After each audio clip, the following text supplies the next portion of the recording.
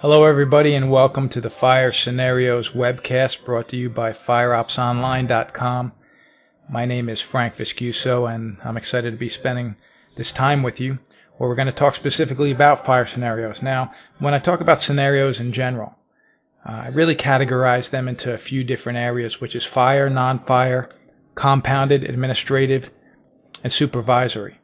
Now, we're only and specifically talking about fire scenarios for this presentation, and I'm going to get into it in a minute, but first let me just tell you a little bit about myself. I've spent more than 20 years now in the fire service working as a career firefighter in Hudson County, New Jersey. And for those of you from New Jersey, you know it's an extremely densely populated county sandwiched in between Jersey City and Newark, just a few miles from New York City. And just a great area to live in, great area to work in, just very, very busy. At that department, I'm working as a deputy chief and a tour commander for Tour C, and I've spent a lot of time in the training and planning division as well. And in that time, I got just a tremendous education that you don't get in the field. I mean, there's a lot of things you learn in the field that you don't learn in training, and vice versa. I'm real grateful to have the experience of working both up in the office and out in the field just for that reason. Just gave me, I think, a better knowledge base that's helped me as a tour commander. But in my time working as a training and planning division, I had also developed more than 50 SOPs. Now, we call them general operating guidelines, but essentially they serve the same purpose as SOPs. I've also become a writer for Fire Engineering Magazine, several other publications, and I'm the author of several books, including Fireground Operational Guides. And I just want to take a moment just to tell you a little bit about that book, because I had co-authored that with Mike Turpak, a very well-known deputy chief from Jersey City Fire Department right next door to us. And in the book, we provide a universal tactical worksheet and 70 incident-specific operational guides.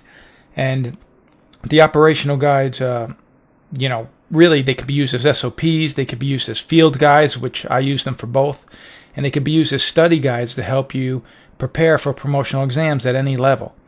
Inside we cover 16 different structure types. We talk about electrical emergencies, natural gas emergencies, water emergencies, carbon monoxide investigations, vehicle fires, hazmat incidents, collapse. We talk about confined fires to either one room like a kitchen or to the chimney. We talk about outdoor fires like dumpsters, wildland-urban interface, and then we cover a whole bunch of different areas like engine and ladder company operations, elevator rescues, propane emergencies, bomb threats, even administrative sections. And each guide is step-by-step procedures of what to do from arriving onto a scene until you terminate command, which is the same thing we're going to talk about in this program here. What to do at a fire scene from the initial alarm until you terminate command. Another book that I had written from Penwell is Step Up and Lead. And that's really a personal development, self-help book, but it really is a great book that introduces people to the leadership traits that are associated with top leaders in our field within the fire service. But I also provide leadership skills that are necessary for fire officers, such as delegation or dealing with insubordination, how to improve morale, how to critique others, how to prevent freelancing, how to approach administrative tasks, and I have a whole chapter dedicated to the importance of customer service and really how to exceed the expectations of our customers. And it's really great for officers, but certainly that and just about anything I ever write is also geared towards helping people advance their own personal careers. I'm a certified fire instructor. I work as a promotional consultant as well, helping people that are studying for battalion and deputy chief positions. I focus when I teach throughout the country on leadership and officer development. And that's pretty much my platform. It's my area of expertise, so to speak. It's where I have the most material that I feel I can get out there and make a difference. One of the proudest associations I have within the fire service, though, happens to be right here with FireOpsOnline.com. As you know, here's a website that offers a tremendous amount of free fire training drills and tips for both promotional and career firefighters. We have pages just for probationary firefighters and other information for officers right at the highest level, chief of the department. I might have just made a verbal mistake a moment ago, but in saying that it's for promotional and career firefighters. But what I meant is it's for people that are seeking promotion career departments, but it's also for volunteer firefighters as well. So check out that site. I'm sure you've already have checked that out if you're on this webcast right now. So let's move on. What is today all about? Well, primarily, we're talking about practice. You may have a lot of the information that you need, but you have to continue to practice. Practice constantly and what you have to do in the field, and certainly you have to practice for when you're studying for those promotional exams. Also for refreshers, many times we have the information, but we're looking for ways to apply it. So if you have scenarios in front of you that you want to practice with, let me give you a template right here that's going to help you put all that information together. So you can use this information to help you construct drills or even as an SOP guideline. Absolutely. One of the primary concerns for this webcast is to help you prepare for promotional exams. Why? Because once again, you may have the information, but you may not know how to format it. You may not know how to present it or package it. That's what I want to teach you right now. The key is to prepare now. You don't want to wait for the incident, or you don't want to wait for the exam. When I was studying for my promotional exam, I had taken a mock test that I gave myself about 35, 34 days in a row. So the day I went in to take the exam, it was just one more day of doing it. This just so happened that this time there was a panel of people assessing my answers. So let's get to it. We'll talk about fire scenarios in general, and here's really the key towards what I'm teaching you. At every one of these pictures that you see on the right, your tactics will be different. I'm well aware of that, and I don't want you to be confused to think I'm teaching you the way to fight every fire. Absolutely not. But what I am going to teach you, it doesn't matter if it's residential, commercial, single family, multiple family, ranch, high-rise, basement fires, cockle-offs, does not matter at all what kind of incident you're going to. There are absolute specific steps that you have to take from when the call comes in to when you terminate command. And what I did for you is I packaged that all into 10 simple areas. And those 10 areas make your structure fire scenario format. And these are the areas right here. Enroute upon arrival, initial radio report, size up, resources, strategy and tactics, incident management system, benchmarks under control, and terminate command. Those are the areas that you want to be able to put everything that you have to do in a fire scene within those categories. And what's interesting is this. Now I use a tactical worksheet that covers these areas. I go there, I sit down, I could look at that word size up, I could look at my list and cover that specific area. Just because it's now in that memory bank. It's now part of my format. It's something I'm not going to miss, and we should never miss size up, obviously. I just throw that as an example. But let's just say you come back from the incident. Now you're sitting down in front of your computer. You need to write a report. Well, you could take these same 10 categories, cut and paste them into your reporting system, and put everything into each of these categories so you know you're not going to miss anything. And now the same thing happens when you sit down to take your promotional exam and you're sitting down in front of a video camera or a panel of people that are assessing you and your answers, and you could provide them this formatic, systematic way of giving them answers, putting things into categories, and really make yourself shine, make yourself look extremely organized and prepared. That's what I want to help you accomplish right now. So let's get to it. We'll start with Enroute. Now I'll give you little acronyms to go with most of these categories right here. For Enroute, it's RPM. And how does it work? And by the way, I may go a little bit fast through this. Don't worry about that. It's only because we're going to post this on FireOpsOnline. So you can go on there and you can pause it, you can rewind it, you can watch it again, so you can make sure that you get this information. But the R stands for radio reports. So monitor radio reports, review pre-planned incidents or pre-incident plans, and attempt to get a multi-sided view of the incident. At least 2 or 3 sides prior to pulling up onto the scene. Those are the steps that you can take when you're on your way to the actual fire on the scene. When you pull up, we have upon arrival. Now, upon arrival, the acronym I use is Position IC Car PPE. And what does that stand for? P is for Position Vehicle Properly. You have to do this with every vehicle that pulls up to the scene. You have to put them in the right location. How many times do we always say, why is there a police officer parked right in front of the fire scene? or how come the engine didn't pull up far enough, or how come the ladder's not placed properly enough. So you'll do this with every vehicle. Position stands for exactly what it is, position. IC stands for establish command. You want to remember to establish command if you're the first arriving apparatus or the incident commander. And if it's already established, if you're arriving second, you're obviously going to assume command, and the way you'll do that is from a face-to-face with the current incident commander, and then you want an incident debriefing that consists of the conditions, actions, and resources. That's just an easy way to say, what do you have, what did you do, and what do you need? So that position is obvious, IC is to establish command, CAR stands for conditions, actions, and resources.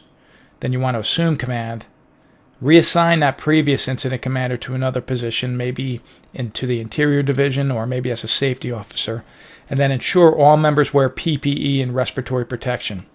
It's important to do this on a scene. It's important to do this in the assessment center, and it's real important that you mention it. So why not mention it at the beginning of the incident? 3 stands for initial radio report. The acronym I use is FM radio. Establish tactical radio frequency, then determine and announce your operational mode.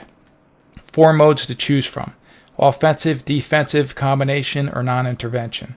Offensive is obvious. We all know what it means. We're inside the building. We're fighting a fire. Defensive, we're pulling out of the building. We're going to fight it from the outside. Combination, well, combination comes into effect, let's say, if you have a partial collapse in a large warehouse and you have a rescue operation going on because you have some downed or trapped firefighters in another part. You're going to have a combination attack. Non-intervention is extremely rare, but there absolutely will be incidents. Let's just take a bomb threat, for example, where you may show up on a scene and the police are on the scene and the bomb squad is on the scene. Maybe you have a hazmat incident on the scene and your job is just to stand by and be ready to assist them in certain instances. So, we provide you with these 4 categories. When you're taking a test and when you arrive on a scene, the high likelihood is you're going to be in one of those first 2, offensive or defensive. Either way, you want to determine and announce the operational mode. Announce it over the radio. And this is all part of your initial radio report. And that report is going to consist of floors, construction type, fire conditions, size of concerns, and the name and location of your command post. So if you have a 2-story ordinary with fire shown from Division 2 or Floor 2 out the seaside or the rear side of the building, you want to mention that. And you also want to provide your size of concerns and give the actual name and the location of your command post, all in your radio report so everybody knows. Let's move on to number 4, which is size up.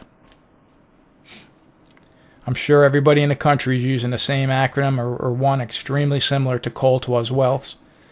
So, I'll just give you what they all stand for, and it's real simple. I use a tactical worksheet. Again, I'm not giving you a specific incident here, so it's hard to talk about any of these things with any general specifics. However, you're going to go down this list at any incident. You're going to determine which ones of these are pertinent to the incident, so that can help you determine what strategy and tactics you need to implement. The absolute best source out there for size up to practice and to educate yourself is Mike Turpak's book, Fireground Size Up. He's not only an extremely knowledgeable officer, perhaps the most knowledgeable I've ever spent a good deal amount of time with, but he's also a foremost authority on this topic of size up. Highly recommend, if you don't have this book, pick it up. You will not regret it. It should be must reading for all firefighters. Let's move on to resources. Every incident I go to, these resources are called for. Every fire that I'm an incident commander at, a confirmed working fire, I use A-Rules War Plus as an acronym to help me remember.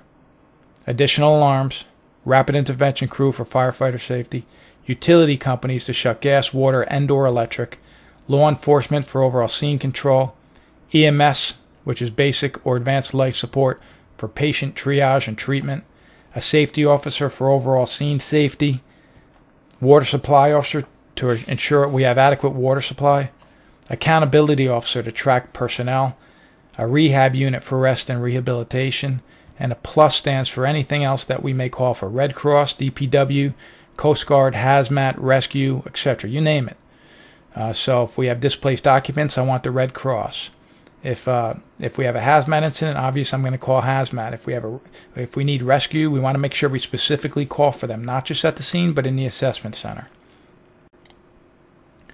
Strategy and tactics, it's real simple. This is where the educated are separated from the uneducated. This is why it's so important to spend time in the books, to continuously and consistently educate yourself, improve, and know there's too much to learn.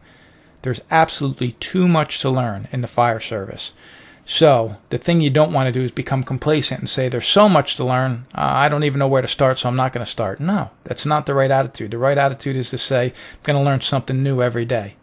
So that too much is going to dwindle down. But make no mistake about it, the day you think you know enough is the day you might want to consider retiring, because there's just way too much.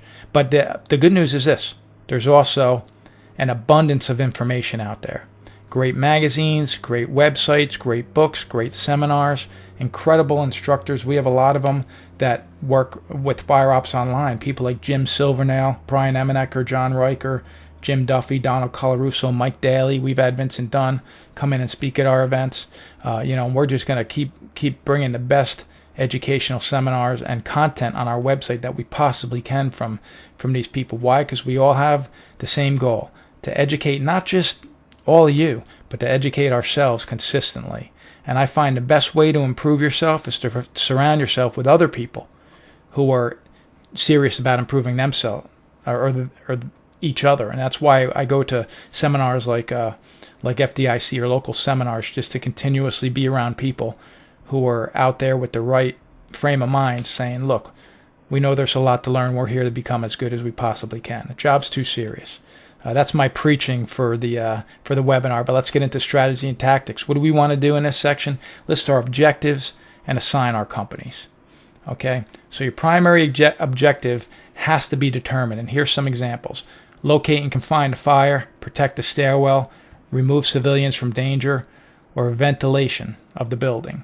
So, once we determine, and it could be all of these, but once we determine exactly what our objectives are, we can help determine the right strategy and tactics. And everybody really needs to be on the same page at the incidents, obviously. So it's really important that we mention this and that we do it.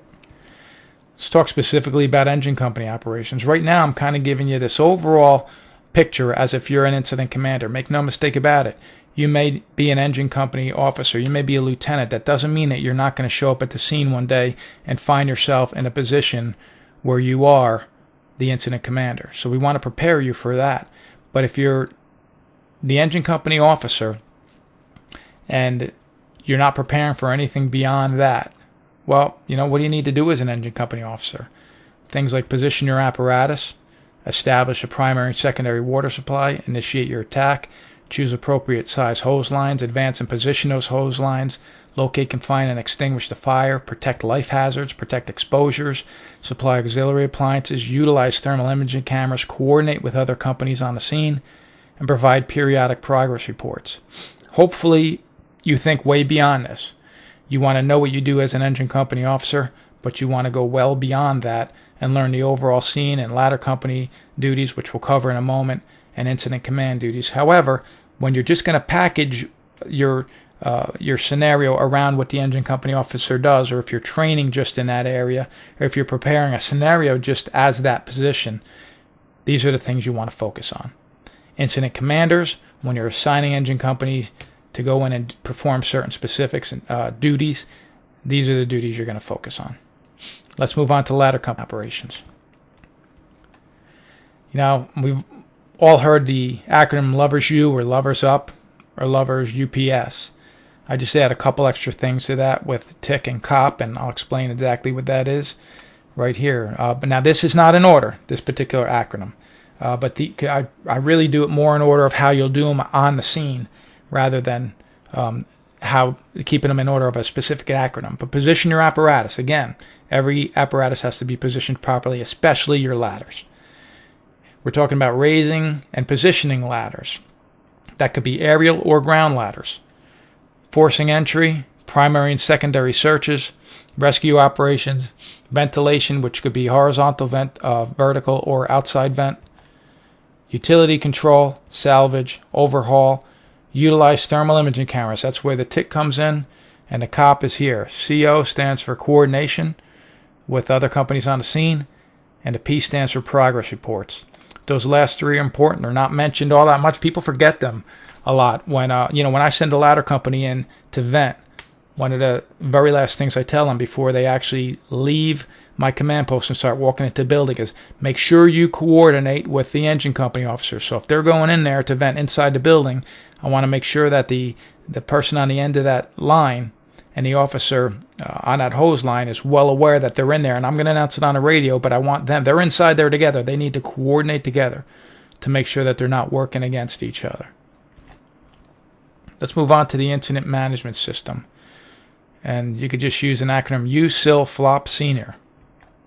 U stands for Unified Command, something you need to consider at every incident, especially taking into consideration, you may be doing a promotional exam and you may have an incident that's a compounded incident where you're going to need somebody from the police and maybe somebody from EMS or hazmat to be part of a unified command staff. So have that in your arsenal. You want that tool in your toolbox, so to speak, so you can pull it out and mention a unified command.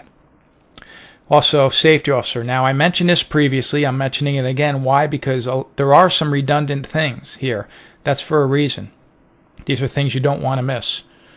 You don't want the panel to miss you saying these words, but you certainly don't want at the fire ground to make the mistake of not assigning a safety officer to ensure a safe environment.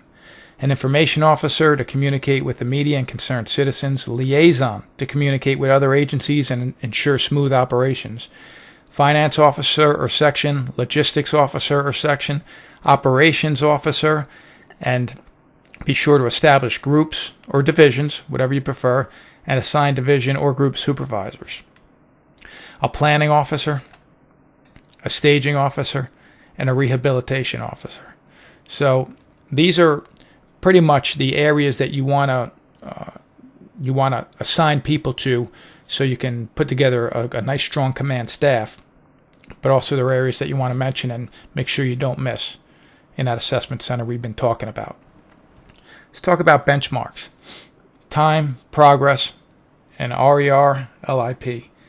Now what does that all stand for? Time is for time management. This is crucial. Why is it crucial? Because if you're not making progress after a certain amount of minutes, you have to consider changing tactics.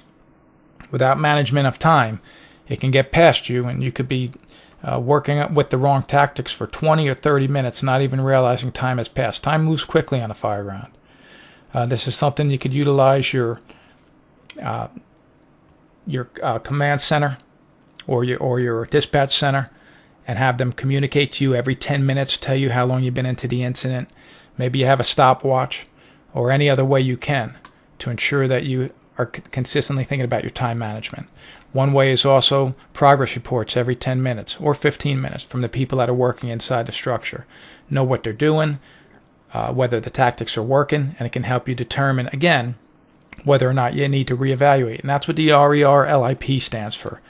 Review, evaluate, and revise to ensure you're consistently meeting your goal of life safety, incident stabilization, and property conservation. Now, I want to take a moment to plug my buddy's promotional company, and I mentioned his name a couple times, but Mike Turpak.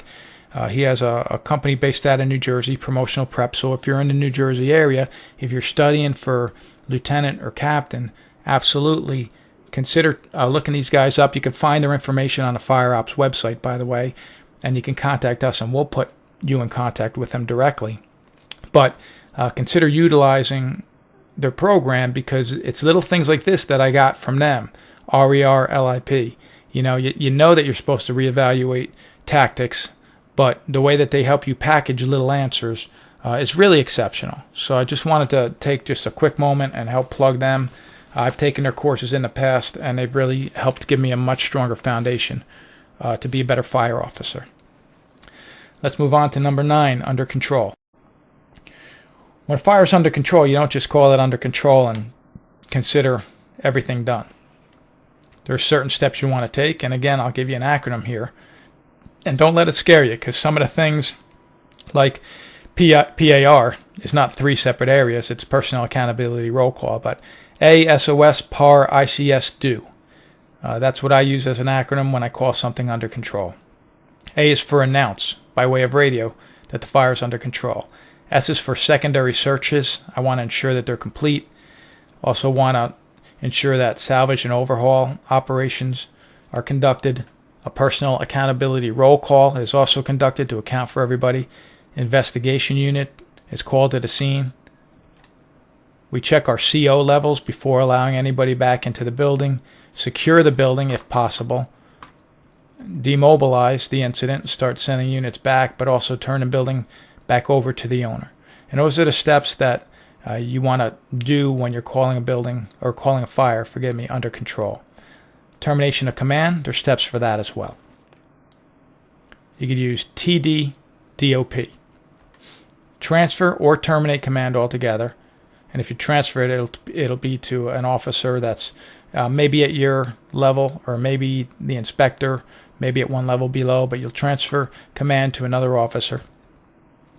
Conduct an incident debriefing. You can do that right on the tailboard before you start sending people back to the firehouses.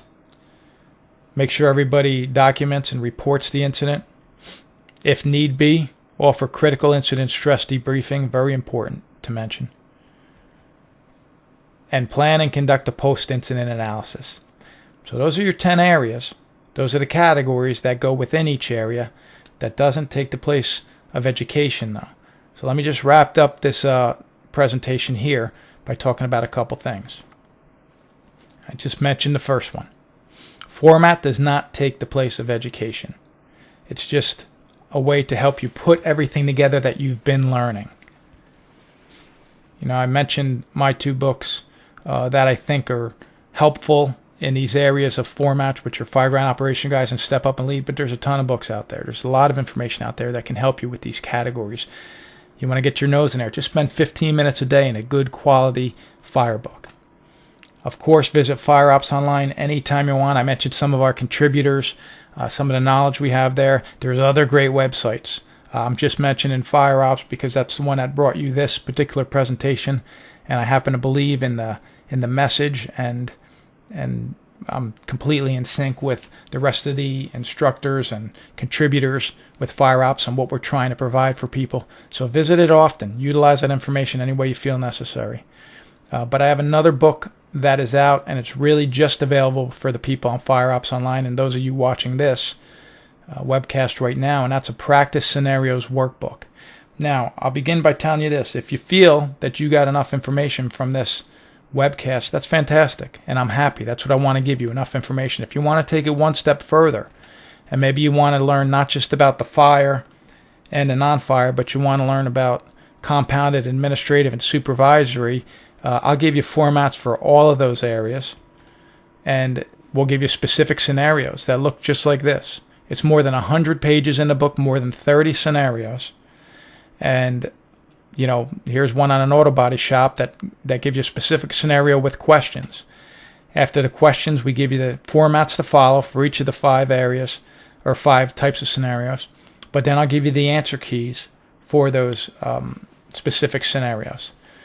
Each scenario is also followed up by a bonus tip, and that bonus tip is really something that we put out there to help give you the edge over everybody else. So if your objective of purchasing this book is for promotional reasons, well, listen, these tips are designed just for that, to help give you that little bit of extra information to help prepare you for that.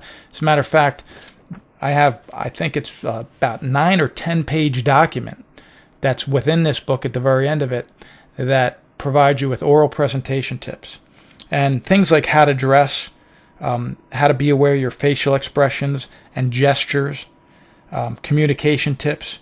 And understand this, you want your assessors to focus on your answers. You don't want them to focus on subconscious body movements, or the way you're dressed, or the way you're answering a question and inflecting or inflecting your voice in a way that they're focused on that. And I just stuttered there for a specific reason. That was off for a specific purpose, to let you know when you start doing that, they have now stopped thinking about your answer, and they started thinking about how you're presenting that answer. So I'm going to give you, in that booklet, oral presentation tips to help you really get through a scenario and sound like a professional. Now the book, which was originally available for $80, through the members and the team at FireOpsOnline, we've made the book available for $29.95 for all of you. So that's a $50 savings. And consider this, you're getting 30 plus scenarios, so you're looking at paying maybe $1 for each scenario, but you're getting not just the answers for those scenarios, you're also getting formats, bonus tips, and oral presentation tips, and also take into consideration that you may spend hundreds, if not thousands of dollars on promotional classes. I'm very confident that you'll get the information in this workbook that can help give you the same edge, if not a better edge, than a lot of the people that are taking some of those classes throughout the country.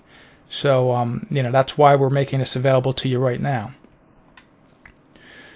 So visit FireOpsOnline. You'll find the information for that. Again, if you feel you got enough through this presentation, I'm happy about that. That was our intention. That's our goal. But we always have other stuff for you if you want to take your education to the next level. The one thing I want to leave you with is real simple. Our last point is this. An uneducated firefighter is a dangerous firefighter. Take time, educate yourself, know what you need to do on the fire ground, because you don't want to show up and say, you know what, I wasn't prepared for this incident. Let's put our time in now. So I appreciate you for putting your time in with me right now, spending these 30 minutes with us. Hopefully we'll get a chance to do some more of these in the very near future. I know we have some great stuff planned for you, and we'll be delivering it to you. But in the meantime, if you need to contact me, my information is right on the FireOps website or on frankviscuso.com. And that's probably the easiest way to get a hold of me. And I'd be happy to talk with you, answer any questions, connect with you, and I'll spend some more time with you in the future. So thank you for joining us. Be safe and have a great day.